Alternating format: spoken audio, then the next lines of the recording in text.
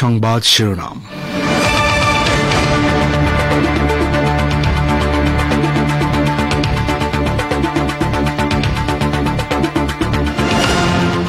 রুশ পররাষ্ট্রমন্ত্রীর সাক্ষাৎ, রাশিয়ার সঙ্গে সম্পর্ককে নতুন উচ্চতায় নেওয়ার অঙ্গীকার করলেন ইরানের প্রেসিডেন্ট পেজেশকিয়ান।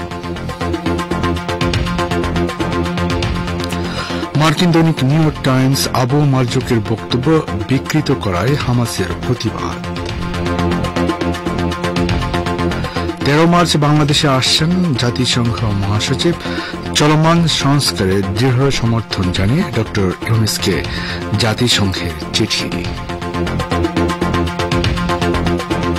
এবং ইরানের সাথে ব্যবসা, ভারতের 4 প্রতিষ্ঠানের উপর মার্কিন যুক্তরাষ্ট্রের নিষেধাজ্ঞা।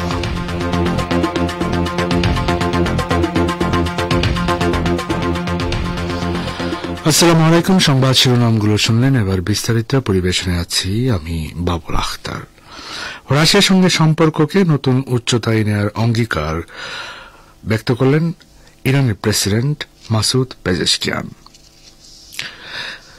তিনি রাশিয়ার সঙ্গে তার দেশের স্বাক্ষরিত চুক্তিগুলোর দ্রুত বাস্তবায়ন এবং আঞ্চলিক বিষয়াদিতে গঠনমূলক সহযোগিতার মাধ্যমে দ্বিপক্ষীয় সম্পর্ককে নতুন উচ্চতায় নিয়ে যাওয়ার প্রতিশ্রুতি ব্যক্ত করেছেন। তেহরান সফররত রাশিয়ার পররাষ্ট্রমন্ত্রী সের্গেই ল্যাভরভের সঙ্গে এক বৈঠকে তিনি এই প্রতিশ্রুতি ব্যক্ত করেন। দ্বিপক্ষীয় সম্পর্ককে ক্রমবর্ধমান হিসেবে বর্ণনা করে তিনি দুদেশের মধ্যে স্বাক্ষরিত চুক্তিগুলো, বিশেষ করে ব্যাপক ভিত্তিক কৌশলগত চুক্তি বাস্তবায়নের কাজ ত্বরান্বিত করার আহ্বান জানান। পেজেশকিয়ান বলেন, দ্বিপক্ষীয় সহযোগিতার পরিধি বাড়ানোর উল্লেখযোগ্য সামর্থ্য ইরান ও রাশিয়া রয়েছে এবং আমরা তেহরান ও মস্কোর মধ্যে সহযোগিতা শক্তিশালী করতে বদ্ধপরিকর। সাক্ষাতে রুশ পররাষ্ট্রমন্ত্রীও ইরানের সঙ্গে সহযোগিতা শক্তিশালী করার এবং বিদ্যমান চুক্তিগুলোর বাস্তবায়ন ত্বরান্বিত করার উপর জোর দেন। তিনি বলেন, বিশেষ করে ব্যাপক ভিত্তিক কৌশলগত চুক্তি বাস্তবায়নকে মস্কো অগ্রাধিকার দিয়েছে।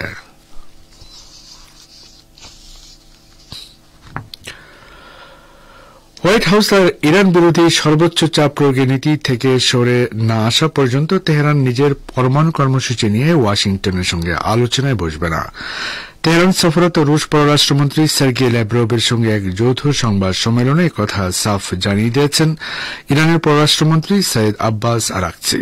তিনি বলেন, রাশিয়া ও চীনের মতো মিত্র দেশগুলোর সঙ্গে সমন্বয়ের ভিত্তিতে ইরান নিজের পরমাণু ইস্যুতে কাজ করবে। আরাকচি স্পষ্ট করে বলেন, পরমাণু আলোচনার ব্যাপারে ইরানের অবস্থান অত্যন্ত পরিষ্কার। আমরা চাপ, হুমকি কিংবা নিষেধাজ্ঞার মুখে কোনো আলোচনা করব না। যৌথ সংবাদ সম্মেলনে রুশ পররাষ্ট্রমন্ত্রী তার ইরানি সমকক্ষের সঙ্গে বৈঠককে বিস্তারিত গঠনমূলক অভিহিত করে বলেন, ব্রিক্সের গঠন কাঠামোর আওতায় দুদেশ নিজেদের মধ্যে সহযোগিতা শক্তিশালী করতে সম্মত হয়েছে। ল্যাভরভ বলেন, ইরান ও রাশিয়ার মধ্যে বাণিজ্যিক বিনিময়ের পরিমাণ 13 ভাগ বেড়ে গেছে এবং এই প্রক্রিয়া চলমান থাকবে।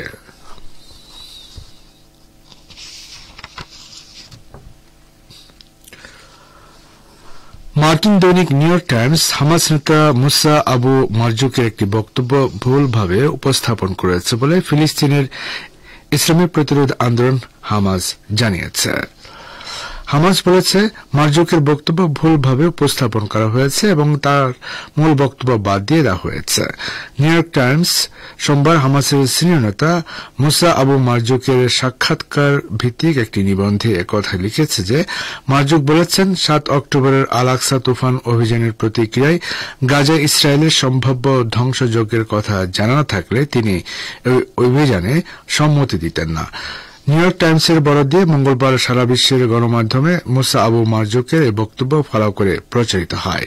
এর প্রতিক্রিয়া হামাস মঙ্গলবার গাজা এক বিবৃতিতে বলেছে, নিউ ইয়র্ক টাইমসে প্রকাশিত সাক্ষাৎকারে আবু মারজুকের সঠিক বক্তব্য তুলে ধরা হয়নি এবং তিনি যা বলতে চেয়েছেন তা ফুটিয়ে তোলা হয়নি।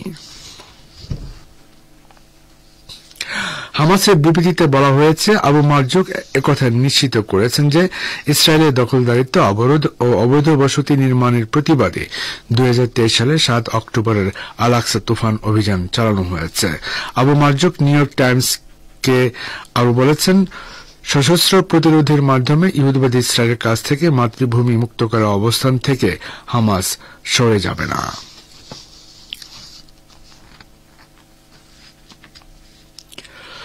রাশিয়ার পররাষ্ট্রমন্ত্রী সের্গেই ল্যাভরভ বলেছেন তার দেশ ইউক্রেন যুদ্ধ বন্ধ করার যেকোনো আলোচনায় বসতে প্রস্তুত, তবে শান্তি প্রতিষ্ঠার যেকোনো বন্দোবস্তে মস্কোর স্বার্থ রক্ষা করতে হবে। ইউক্রেন যুদ্ধ শুরুর তৃতীয় বার্ষিকীতে তুরস্ক সফরে গিয়ে ল্যাভরভ এক বক্তব্যে ইউক্রেন যুদ্ধের ব্যাপারে মস্কোর অবস্থান স্পষ্ট করে দেন। তিনি বলেন, রাশিয়া মার্কিন যুক্তরাষ্ট্রের সঙ্গে শান্তি প্রতিষ্ঠার ব্যাপারে আলোচনা করছে, অথচ ইউরোপীয় দেশগুলো যুদ্ধ দীর্ঘায়িত করার চেষ্টা করছে।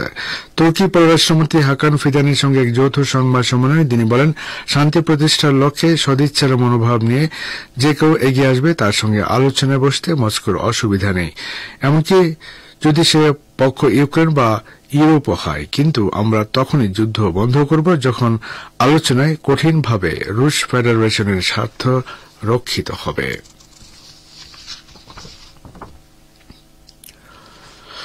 খনিজ সম্পদ নিয়ে আমেরিকার সঙ্গে চুক্তি সই করতে রাজি হওয়ায় ইউক্রেনের প্রেসিডেন্ট ভলোদিমির জেলেনস্কিকে ওয়াশিংটনের হোয়াইট হাউসে আমন্ত্রণ জানিয়েছেন মার্কিন প্রেসিডেন্ট ডোনাল্ড ট্রাম্প। চুক্তিতে সই করতে জেলেনস্কি আগামী শুক্রবার হোয়াইট হাউসে যাবেন বলে আশা করছেন মার্কিন প্রেসিডেন্ট।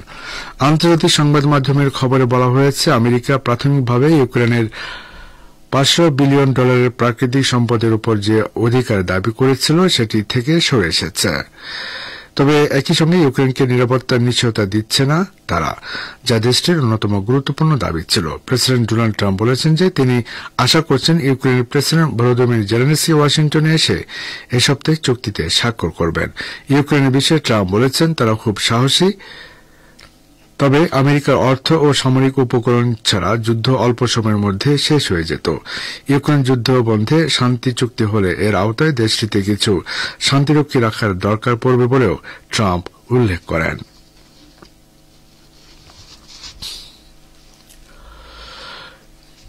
ইউক্রেনে রাশিয়ার সামরিক অভিযানের নিন্দা জানিয়ে জাতিসংঘ সাধারণ পরিষদের অধিবেশনে একটি প্রস্তাব পাশ করা হয়েছে। এতে সমর্থন রয়েছে ইউরোপীয় ইউনিয়ন ও ইউক্রেনের।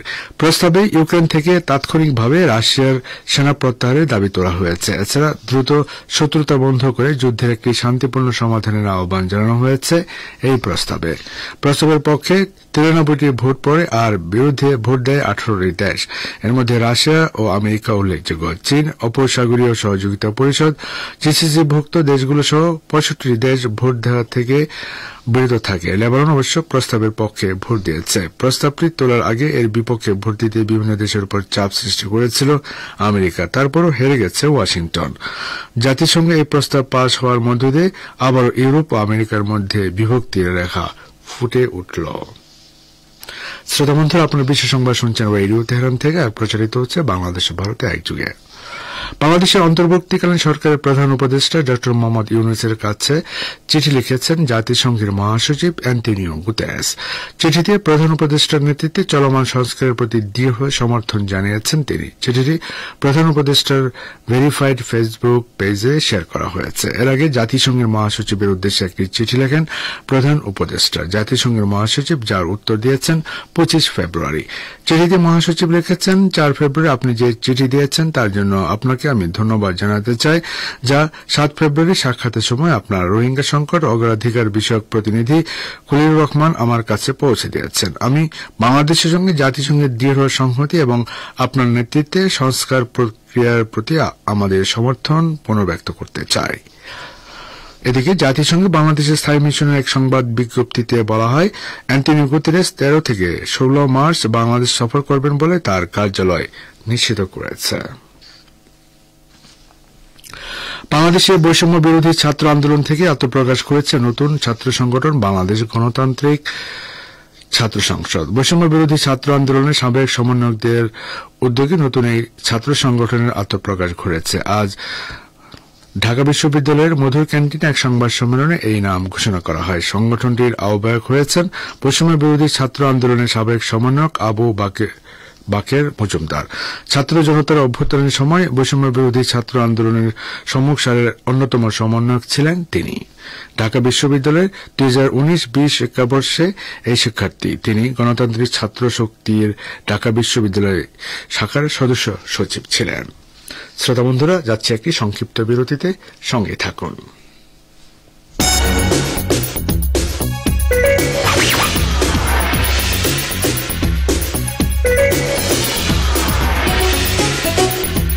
রেডিও তেহরান, খবরের সঙ্গে 24 ঘন্টা। ভিজিট করুন আমাদের ওয়েবসাইট parstoday.ir/dn।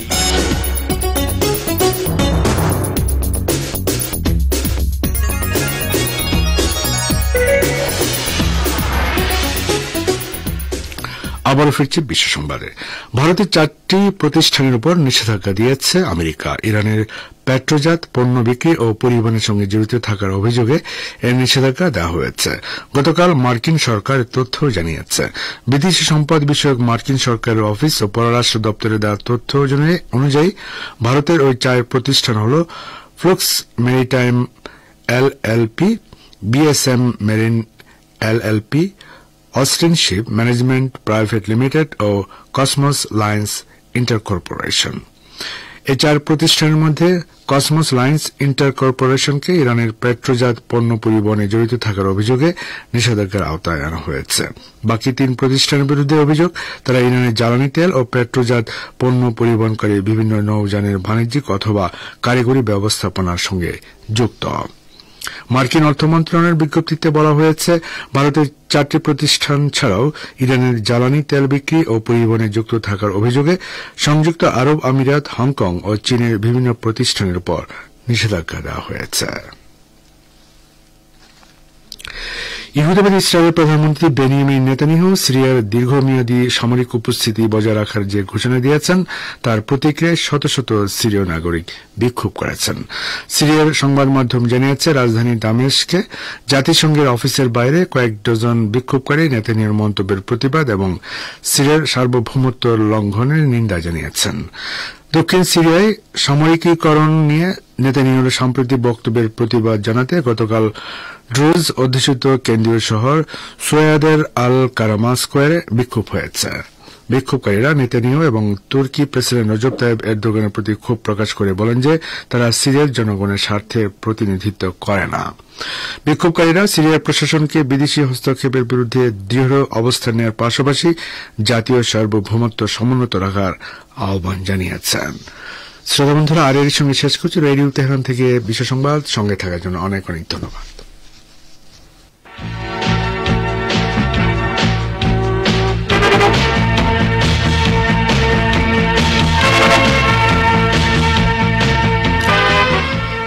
আমন্ত্রণ জানাচ্ছি সংবাদ ভাষ্যের অনুষ্ঠান দৃষ্টিপাতে। ইসরায়েল একজন সাবেক গোয়েন্দা কর্মকর্তা ও ইরান বিষয়ক বিশেষজ্ঞ বলেছেন, ইরানের ইহুদিরা দেশটির জাতীয় পরিচিতি সংস্কৃতি নিয়ে তীব্র গর্ব অনুভব করেন। আজকের দৃষ্টিপাতে এ সম্পর্কে শুনুন আমাদের ভাষ্যকারের একটি প্রতিবেদন। শুনুন সহকর্মী আমির হোসেনের পরিবেশনায়। ইহুদিবাদী ইসরায়েলের একজন সাবেক গোয়েন্দা কর্মকর্তা ও ইরান বিষয়ক বিশেষজ্ঞ বলেছেন, ইরানের ইহুদিরা দেশটির জাতীয় পরিচিতি ও সংস্কৃতি নিয়ে তীব্র গর্ব অনুভব করেন। পশ্চিমা সংবাদ ও গণমাধ্যমগুলোতে ইসলামী ইরানের বিরুদ্ধে ব্যাপক প্রচারণার অংশ হিসেবে বলা হয় যে দেশটির ইহুদিদের সঙ্গে খারাপ আচরণ করা হয়, কিন্তু বাস্তবতা পুরোপুরি ভিন্ন। কারণ ইরানের ইহুদিরা এই দেশটিতে বসবাসের কারণে এবং এখানে তাদের উত্তরাধিকার নিয়ে গর্ব অনুভব করেন। ইহুদিদের সংবাদ সিন্ডিকেট জেএনএস ইহুদিদের সঙ্গে ইসলামী ইরানের সম্পর্ক বিষয়ে এক স্মারক বিবৃতিতে জানিয়েছে, পশ্চিমা মিডিয়াগুলো ইরান সম্পর্কে নেতিবাচক প্রচারণা থাকা সত্ত্বেও দেশটির বর্তমান সরকার ও রাষ্ট্র ব্যবস্থার সঙ্গে ইরানি ইহুদি সমাজের কোনো ধরনের উত্তেজনা নেই। ইরান বিষয়ক বিশিষ্ট ইসরায়েলি বিশেষজ্ঞ ও সাবেক গোয়েন্দা কর্মকর্তা ডেভিড নেইসান গত 16 মাসে ইহুদি সমাজের নানা পরিবর্তনের আলোকে বলেছেন, ইরানের ইহুদিদের জাতীয় পরিচিতি ইরানের সঙ্গে যুক্ত, আর এই বিষয়টি খুবই গুরুত্বপূর্ণ। নেইসানের জন্মস্থান ইরান এবং সেখানেই তিনি বড় হয়েছিলেন। নেইসান ইসলামী ইরানে ইহুদিদের অবস্থা সম্পর্কে আরও লিখেছেন, 1979 সালে ইসলামী বিপ্লবের বিজয়ের পর ইরান থেকে উল্লেখযোগ্য সংখ্যক ইহুদি চলে যাওয়া সত্ত্বেও ইরানের ইহুদি সমাজ পুরোপুরি তাদের ইহুদি ধাঁচের জীবনধারা রক্ষা করেছে এবং ইসলামী রাষ্ট্র সরকারের পক্ষ থেকে তাদের উপর কোনো ধরনের অসুবিধা আরোপ করা হয়নি। ইরানে ইহুদিদের 30টি সক্রিয় সিনাগগ বা ইহুদি উপাসনালয়, ইহুদি শিক্ষা প্রতিষ্ঠান ও অন্যান্য ইহুদি সমিতি বা সংস্থা কোনো ধরনের হয়রানির শিকার হয়নি এবং তারা স্বাধীনভাবে তাদের ইহুদি জীবনধারা রক্ষা করছে। ইসলামী ইরানের সংবিধানে স্বীকৃত ধর্মীয় সংখ্যালঘু সম্প্রদায়গুলোর অধিকার রক্ষার কথা বলা হয়েছে এবং এমনকি ইরানের সংসদ মজলিসে তাদের প্রতিনিধিও রয়েছে। ইরানের ইহুদিদের রয়েছে দীর্ঘদিনের ইতিহাস, 2500 বছরের চেয়েও বেশি পুরনো। তাদের শেকড় বেশ গভীর। বিশ্বের সবচেয়ে প্রাচীন ইহুদি জনগোষ্ঠীগুলোর অন্যতম হল ইরানি ইহুদি সমাজ। ইরানের বিভিন্ন সরকার বা রাজবংশের শাসনামলে ইহুদিরা দেশটির সমাজের অন্যতম অংশ হিসেবে গুরুত্ব পেয়েছে এবং তাদের অনেকেই ইরানের সামাজিক ও সাংস্কৃতিক ক্ষেত্রে বিশেষ অবস্থানের অধিকারী। ইরানের ইহুদিরা সব যুগে সব ধরনের সরকারের শাসনামলে দেশটির অন্যতম ধর্মীয় সম্প্রদায় হিসেবে স্বীকৃতি পেয়েছে এবং তাদের ধর্মীয় স্বাধীনতাও সুনিশ্চিত করা হয়েছে। ইরানের ইহুদিরা দেশটির অন্যান্য সম্প্রদায় ও সংস্কৃতির সঙ্গে লেনদেন বজায় রেখেছে। তারা ইরানের অর্থনৈতিক, সাংস্কৃতিক ও শিক্ষা ক্ষেত্রে ভূমিকা রেখেছে এবং এখনো ইরানি সমাজে গুরুত্বপূর্ণ ভূমিকা রাখছে। ইরানের ইহুদিরা তাদের নিজস্ব সংস্কৃতি ও ধর্মীয় পরিচিতি রক্ষা করাকে বেশ গুরুত্ব দিয়ে আসছে এবং ইরানের বিভিন্ন অঞ্চলে তথা শহর ও গ্রামে তারা এইসব স্বাতন্ত্র্য বজায় রেখেছে। ইরানের রাজনৈতিক ও সামাজিক পরিবেশের কারণে ইরানি ইহুদিদের অনেকেই দেশ ত্যাগ করছেন না বা মুহাজির হচ্ছেন না। মোট কথা, ইরানের ইহুদিরা কোনো ধরনের বাধা বিঘ্ন ছাড়াই ইরানে বসবাস করছে এবং তারা এই দেশটির ইতিহাস ও সংস্কৃতির অংশ হিসেবে বিবেচিত।